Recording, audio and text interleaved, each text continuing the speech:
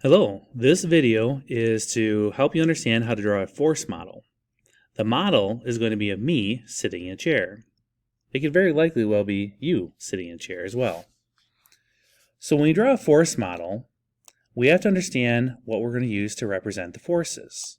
So we are going to use arrows to represent forces. If the forces are contact forces, meaning the two items are literally touching each other, we will use a solid arrow. So that will represent contact forces. If the two items are not directly touching each other, we call that a force at a distance, or I like to use the acronym FOD. It's a little shorter to type. So an example of a contact force is me literally sitting on the chair. An example in this case of a model of me sitting in a chair, that would be a force at a distance, sometimes people like to call them non-contact forces, would be gravity pulling down on me as I sit in the chair.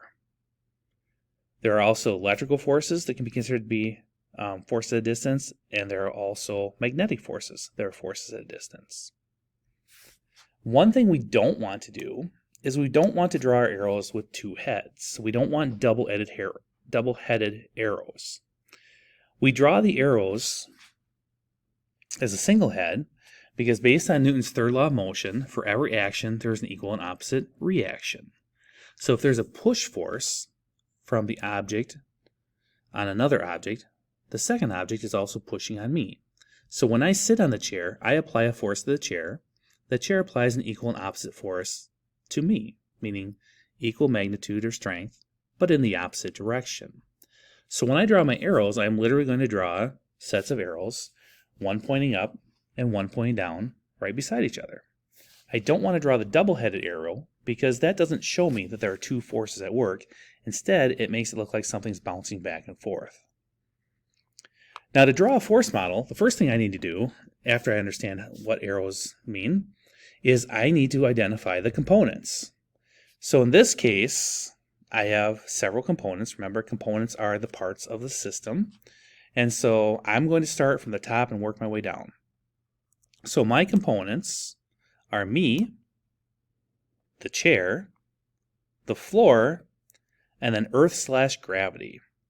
Now, every time we do one of these force models, since we're representing everything for a force model here on Earth, we have to have earth/gravity in there. And I always put that one last just because it's the one that's pulling us towards the center of the Earth, so it seems to me like it should be the last. And if you notice here, this is a good representation of dashed arrows, equal length, opposite direction.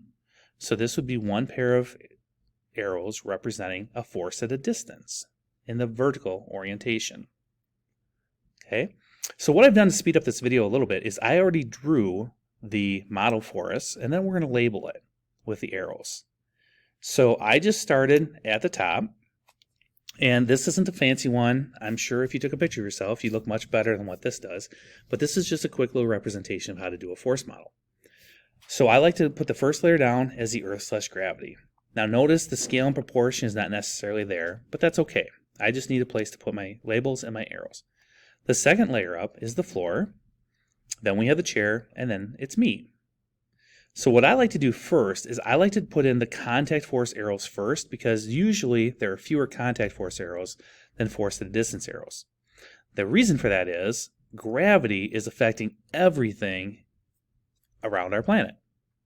And so that means I have to have double arrows, dashed arrows, force at a distance arrows, or FODs, from earth/gravity to each other component.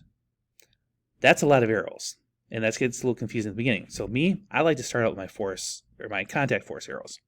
So contact forces literally are two things touching. So I'm sitting in the chair, so I'm literally touching the chair. So I'm going to take my arrows and put them right up here.